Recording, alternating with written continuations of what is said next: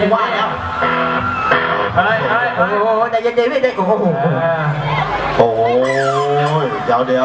ครับนะเดี๋ยว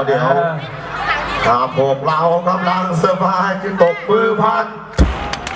ถ้าพวกเรากำลังสบายจึงตบมือพันพวกเรานั้นเป็นความสุขสมุนจุดไม่ได้กันสิอย่าพูดละลายข่าวมันจึงตบมือพันโดนไทยจ๋าเดี๋ยวดูเพื่อนด้วยนะดูเพื่อนด้วยเพื่อนหลังเดี๋ยวด้านหลังใจเย็นด้วยโอ้โห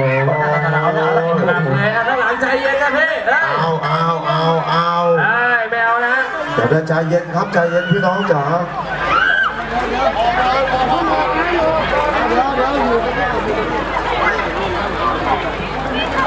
กู้ภัยพี่กู้ภัยเข้ามาหน่อยครับพี่กู้ภัยครับเชิญพี่กู้ภัยเข้ามาข้างในด้วยฮะมีคนเจ็บด้านในฮะใครอยากสนุกต่อเลยครับตอนนี้ผมก็ใจเย็นแป๊บนึงนะพี่น้องหลับไปแล้วนะฮะหลับยาวเลยวันนี้จะเล่นเชิญพี่กู้ภัยนิดนึงนะโอ้โหพี่น้องไม่รู้จะพูดยังไงเลยครับมันเป็น